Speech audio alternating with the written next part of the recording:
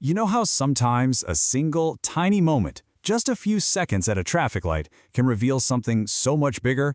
Well, today we're diving into one of those moments. It's a story about a bus, a gap that wasn't really a gap, and the razor-thin line between a totally normal day and a complete disaster. So let's get right into it. So, the time? 4:07 p.m. Down to the minute. And believe me, for the people who were there, this single moment felt like it was never, ever going to end.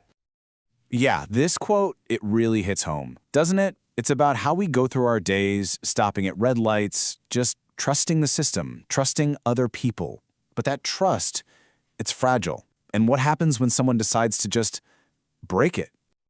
Okay, so before all the drama kicks off, let's paint a picture. It's just a totally normal Tuesday afternoon. Nothing special. You're at a busy intersection, and everything is, well, it's just how it's supposed to be.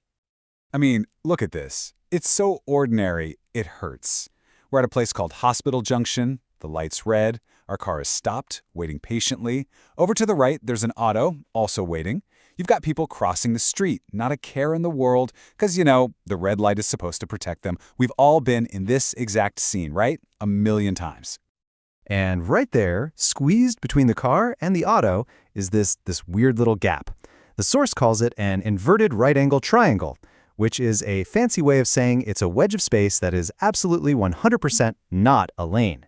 It's a no-go zone, forbidden territory. And just like that, things get crazy. That calm, predictable moment, it's about to be completely shattered, all because of one driver's insane choice. This, right here, is the turning point.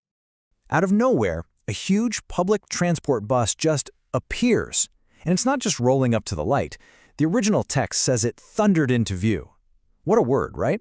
It gives you that sense of something huge and powerful and dangerous. And it's heading for that tiny gap. But it's not slowing down.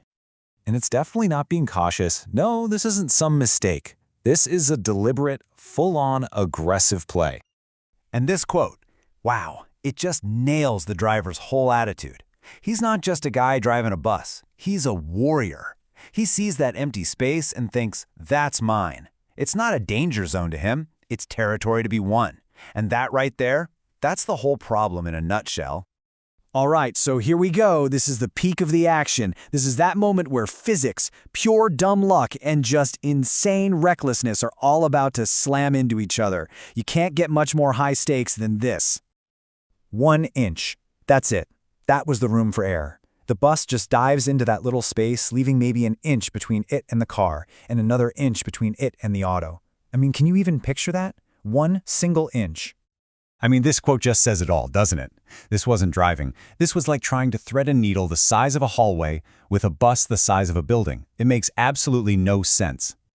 So you can imagine, the person in the car is just laying on the horn, right? Just screaming, "Stop!" with sound.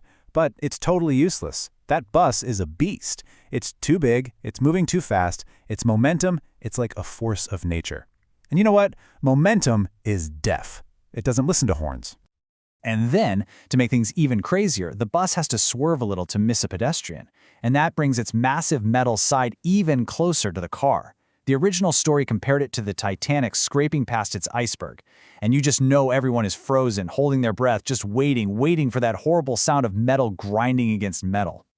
In moments like that, time does this weird thing. It just stretches. Every single second feels like 10. You can practically hear people holding their breath. You can feel heart stop. The entire intersection, it's like even the traffic itself is just watching in total disbelief. It's this one shared moment of pure terror. And then it's over. And nothing happened. Somehow, by some absolute miracle, the bus gets through. No crash, no injuries. But just because there wasn't a wreck doesn't mean nothing happened. You could just feel this thick, shaky wave of relief wash over everybody. And right after that, curses, disbelief, people shaking their heads. And the gladiator, he just drives on, probably without a clue about the sheer panic he just left in his wake. Okay, so what do we actually take away from this crazy near disaster? Because this isn't just a story about one bad driver. It's about a whole mindset. A dangerous way of thinking we see on the road all the time. So what is the lesson here? What can this one heart-stopping moment at a traffic light really teach us? Well, it's all about safety, responsibility, and the choices every single one of us makes when we drive. It really boils down to two completely different mindsets, doesn't it? You've got the gladiator on one side. For them, roads are a battleground. Empty space is something to conquer. Speed is victory. Then you've got the responsible driver. For them, roads are shared. Safety gaps are crucial. And patience? That's a form of respect. One leads to chaos, the other to civilization. And this, right here, is the absolute core of it. Everybody at that intersection got lucky that day. Incredibly lucky. But you can't rely on luck. You can't build safety on kindness or fate. Safety isn't passive, it's an active choice. It's something you do. It's the sum of all the little, conscious decisions we all make out there. And that brings us to the final, and honestly, the most important point. Because this was never just a story about some random bus driver. This is about you. It's about me. It's about all of us. See, every single time you start your car, you're making choices. You can choose patience instead of rushing. You can choose the discipline to just follow the rules, even when it's annoying.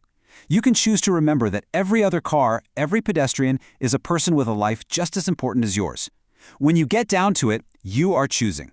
You are choosing life.